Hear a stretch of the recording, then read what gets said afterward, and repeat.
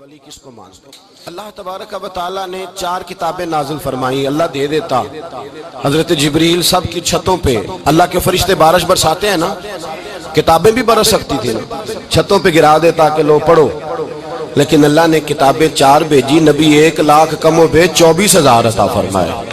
فرمایا کتاب پڑھنی ہے پر جب جلوہ دیکھنا ہے تو میرے مصطفیٰ کا دیکھنا ہے، حضور کے نور کی روشنی میں تم نے قرآن مجید کو پڑھنا ہے۔ وہ بھائی سمجھ نہیں ہے، میں آج تک سمجھ نہیں آئی، آج تک کہ گاڑی کا پتہ ہے کہ اس کی ہینڈ بریک کہاں ہے، اس کا کلچ کدھر ہے، اس کی فلاں چیز کدھر ہے، پھر بھی ایک استاد پیسے بھی لیتا ہے، 15 دن ساتھ بھی بٹھاتا ہے، پھر طریقہ سکھاتا ہے۔ جب ایک چھوٹا سا کام بغیر استاد کے نہیں آتا تو دین بغیر استاد کے آ جائے گا؟ اور دین کے مسئلے باریک ہیں، یاد رکھیں، شیطان حملے کرتا ہے، باریک بات ہے۔ تکبر والا جنت میں نہیں جائے گا، ریاکاری والے کی عبادت قبول نہیں ہوگی، حسد والے کے اعمال ضائع ہو جائے، جھوٹ بولنے والے کو حضور نے فرمایا میں اسے مومن ہی نہیں مانتا۔ اب یہ ساری چیزیں جو باطنی نقص ہیں، یہ بیماریاں ہیں باطن کی، آپ اگر دوائی نہ لیں تو آپ کے جسم کی بیماری نہیں جاتی، درویش کے پاس نہ جائیں تو آپ کی روح کی بیماری نہیں جاتی، جھوٹ نہیں چھوٹ سکتا، بدی نہیں چھوٹے گی۔ ہم نے دیکھا ہے تھوڑی دیر کے لیے لوگ مسجد آتے ہیں، نماز شروع کرتے ہیں، عمرہ کر کے آئے تو شروع ہو گئی، تھوڑا سا حج کر لیا شروع ہو گئی، خدا نہ خواستہ گھر میں کسی کا انتقال ہو گیا تو نماز شروع ہو گئی، تو ٹھیک کریں، لیکن وہ بعد میں چھوڑ جاتے ہیں۔ قائم کون رہتا ہے؟ قائم وہ رہتا ہے جس کے پیچھے کوئی قائم رکھنے والا ہوتا ہے۔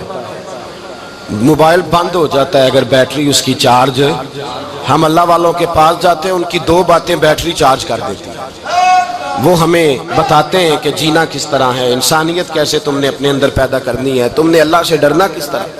ان کی باتیں دلوں کو نرم کرتی، ان کی گفتگو انسان کو بدل دیتی، ان کی صحبت میں بیٹھنے والا بڑا آگے جاتا ہے، جو ان کی خدمت عالی مرتبت میں رہتا ہے اللہ اسے اسی طرح کا رنگ عطا کرتا ہے۔ سنیں میرے نبی پاک سید عالم علیہ السلام کے صحابی حضرت ابو ذر غفاری نے پوچھا حضور ایک بندہ نیک لوگوں سے پیار کرتا ہے پر ان کی طرح کے کام نہیں کرتا، اس کے بارے میں حکم کیا ہے؟ کوشش کرتا ہے پر غلطی رہ جاتی ہے، پر پیار سچا کرتا ہے۔ تو آپ ترغیب و ترہیب پڑھیں، میرے رسول پاک نے فرمایا جو جس سے پیار کرے گا جنت میں اسی کے ساتھ کھڑا کیا جائے گا۔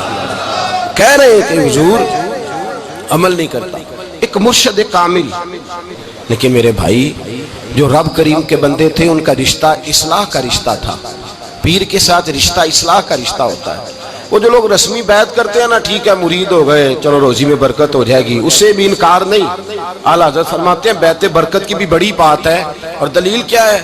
آپ فرماتے ہیں اگر اصحاب کہف کا کتا ولیوں کے پاس بیٹھ جائے اللہ اسے خالی نہیں رکھتا، تو ولیوں سے پیار کرے گا تو کیسے خالی رہ جائے گا؟ بیعت برکت بھی بڑی بات، لیکن جب آپ مرید ہوں تو جس مکتب میں جائیں اس کا سبق یاد کریں، جس چیز سے روکا جائے اس چیز پر، سمجھ آ رہی ہے میری بات کی؟ لوگ کہتے ہیں جی معرفت کیا ہوتی ہے، تو معرفت آپ قرآن مجید کا 15واں سپارہ آخر سے اور 16واں سپارہ شروع سے پڑھیں، حضرت خضر اور جناب موسیٰ کا واقعہ دیکھیں، وہ ساری معرفت کی بات ہی تو ہے۔ ایک بندہ قتل کر دیا جناب خضر نے، حضرت موسیٰ کہتے ہیں یہ کیا کیا؟ آپ فرمانے لگے یہ اپنے باپ ماں کے لیے تکلیف کا سبب بن جانا لہذا قتل کر دیا، بچوں کی دیوار سیدھی کر دی، یہ ساری تفصیل قرآن مجید میں ہے۔ تو حضرت سیدنا موسیٰ علیہ السلام کہنے لگے یہ کیا؟ فرمایا ان کا باپ بڑا نیک آدمی تھا۔ تو بھائی تفصیل دیکھیں آپ، اللہ والوں کے پاس لوگ جایا کرتے، ان کے پاس بیٹھتے۔ ہمارے دور کے اندر ایک بڑا غلط کام کرتے ہیں لوگ، ایک تو جاتے نہیں، پیر نہیں پکڑتے، شیخ نہیں پکڑتے، اور حضرت باجید بستامی فرماتے ہیں اگر نیکی بتانے والا تجھے کوئی نہ ہو، تیرا پیر کوئی نہ ہو تو شیطان تو پھر ہے ہی تیرے ساتھ، بدی پہ تو وہ لگائے گا ہی۔ اگر نیکی بتانے والا کوئی نہیں تو پھر بدی بتانے والا تو تیرے ساتھ ہے۔ ہم نے یہ دیکھا ہے، اپنی زندگی کا چھوٹا سا تجربہ ہے کہ جو آ کے مرید ہوتا ہے وہ سارا بدل جاتا ہے، اس کے لیے داڑھی رکھنا آسان ہو جاتا ہے، اس کے لیے درود پاک پڑھنا، چڑھتی جوانی مال دولت سارا کچھ، لیکن اس کے لیے تبدیل ہونا۔ اور جو لوگ اس طرف توجہ نہیں کرتے، اس معرفت کی طرف رجوع نہیں کرتے، ان کی زندگیاں بیت جاتی ہے ویسے کہ ویسے ہی رہتے ہیں، تبدیلی نہیں آتی۔ تو بھائی اس زمانے کا جرم پتہ کیا ہے؟ ایک تو لوگ اللہ والوں کے پاس جاتے نہیں، یہ بڑی زیادتی اپنے ساتھ کرتے، اور دوسرا دشمنی کرنے لگے ہیں معاذ اللہ، دشمنی کرتے کہتے جی وہ صوفیاء نے تباہی کر دی معاذ اللہ، بابوں نے تو دین بگاڑ دیا، یہ دشمنی کرتے۔ ابن ماجہ سیاستہ کی کتاب ہے، حضرت عمر کہتے ہیں میں حضور کے روضے پہ گیا تو جناب معاذ بن جبل حضور کے روضے پہ بیٹھے رو رہے تھے، تو میں نے کہا معاذ کیوں رو رہے ہو؟ کہنے لگے نبی پاک کی ایک بات نے رلا دیا۔ میں نے کہا کیا ہوا؟ تو کہنے لگے رسول پاک نے فرمایا ہے، دو باتیں اتنی سخت کر دی ہیں کہ میں ڈر رہا ہوں کہیں مجھ سے یہ غلطی ہو نہ جائے۔ کہا وہ کیا؟ فرمایا کہ نبی پاک نے فرمایا چھوٹی سی ریاکاری بھی شرک ہے، چھوٹا سا دکھاوا بھی، اگرچہ شرک اصغر ہے پر چھوٹی سی ریاکاری بھی شرک ہے۔ اور دوسرا حضور نے فرمایا رب فرماتا ہے جس نے میرے ولی سے دشمنی کی میرا اس کے خلاف اعلان جنگ ہے، میرا اس کے خلاف اعلان۔ دو جرم ایسے ہیں جن کے بارے میں اللہ نے فرمایا میں تم سے جنگ کروں گا، ایک فرمایا اگر تم سود نہیں چھوڑو گے تو جنگ کروں گا، ایک فرمایا میرے ولی سے دشمنی کرو گے تو میں تمہارے ساتھ، بولیے میں تمہارے ساتھ جنگ کروں گا، اگر تم نہیں چھوڑو گے تو میں جنگ کروں گا۔ تو میرے بھائی سمجھ لیں اولیاء اللہ کے پاس نہیں جاتے تو کم از کم دور رہ کے پیار تو کریں، دور رہ کے پیار تو کریں، پیار تو کریں اس کے ساتھ۔ اور اللہ کے ولیوں کی دشمنی بڑی خطرناک ہوتی ہے۔ اب یہ جو حضرت معاذ رو رہے تھے نا تو اس کی شرح میں حضرت حکیم الامت نے لکھا ہے حضرت معاذ کہنے لگے کہ میں رو اس لیے رہا ہوں کہ ایسا نہ ہو کہ میں کسی بندے کی بے ادبی کر دوں اور وہ اللہ کا ولی ہو، تو میں رو رہا ہوں کہ کہیں کوئی بات نہ مجھ سے نکل جائے۔ لوگ فر باتیں کرتے ہیں، فر لوگ ایک منٹ کے اندر بڑے بڑے لمبے چوڑے اعتراضات کرتے ہیں۔ تو بھائی اللہ کے ولیوں کے ساتھ پیار کریں، ان کی صحبت میں جائیں، ان کے پاس بیٹھیں، ان کی سنگت اختیار کریں، ان سے اپنی روح اور قلب کے لیے دعائی خریدیں، جو وہ پرہیز بتائیں وہ پرہیز کریں، پھر دیکھیں اللہ تبارک و تعالیٰ آپ کو نماز میں اطمینان عطا کرے گا، قرآن پاک میں دل لگے گا، درود و سلام کا موقع ملے گا۔ اور اگر یہ کام نہیں کرتے پھر مخالفت کریں گے۔ پھر کیا کرتے ہیں لوگ؟ ایک بزرگ گزرے حضرت ابو سعید عبداللہ ان کا نام ہے، بغداد میں پڑھتے تھے، اور خوش قسمتی یہ ہے کہ حضور غوث پاک کے کلاس فیلو تھے، حضور غوث پاک کے ساتھ پڑھتے تھے۔ حضرت عبداللہ فرماتے ہیں کہ میں بھی پڑھتا تھا تو ایک بڑا لائق سٹوڈنٹ تھا، اس کا نام تھا ابن سقا، وہ بھی پڑھتا تھا۔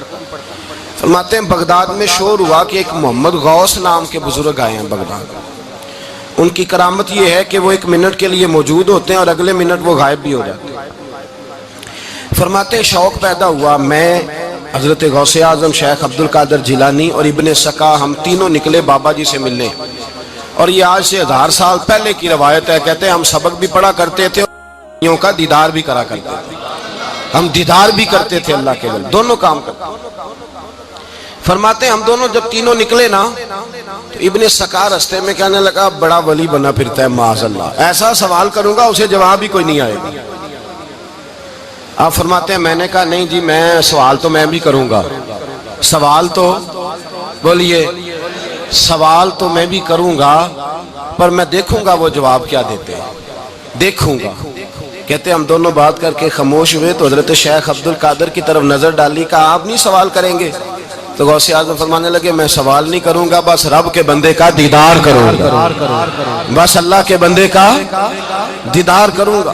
اور فرماتے ہیں کہ ہم پہنچے بابا جی کے کمرے میں، گئے تو بابا جی موجود تھے، ہم جا کے بیٹھے تو بابا جی غائب ہو گئے۔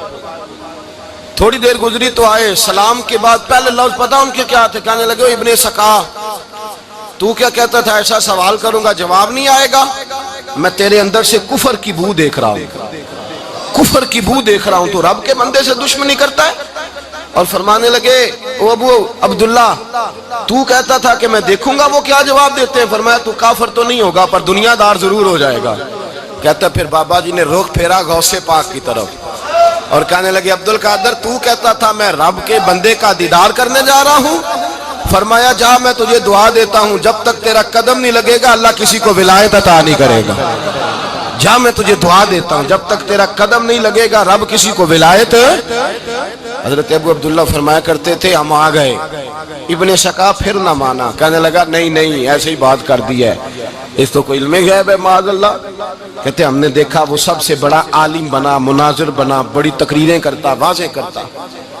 پھر وہ روم چلا گیا، روم کے بادشاہ نے اسے وزیر اوقاف بنا لیا۔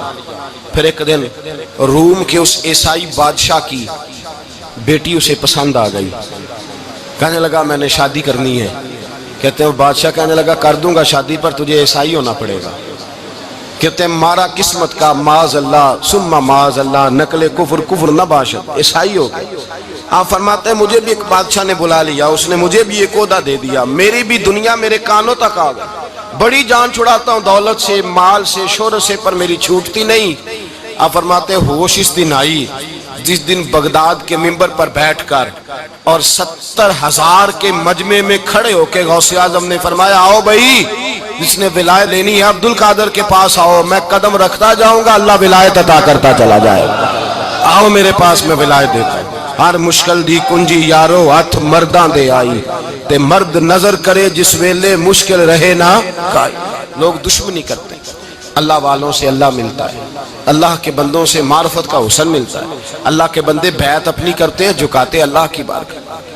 اللہ تبارک و تعالیٰ کے بندوں کے پاس بیٹھنے سے رسول اللہ کا پیار ملتا ہے، اللہ کے بندوں کی صحبت حضور کے دروازے تک لے جاتی ہے، رب کریم کے بندوں کی صحبت عاجزی سکھاتی ہے، اللہ کے بندوں کے پاس بیٹھنے والے اللہ اللہ کرنے لگتے ہیں، رب کریم کے بندوں کے پاس بیٹھنے والوں کو سجدے کا نور حاصل ہوتا ہے۔ اور میرے بھائی اگر تو نے کسی کے ہاتھ میں ہاتھ دیا ہو تو ملے گا کیا؟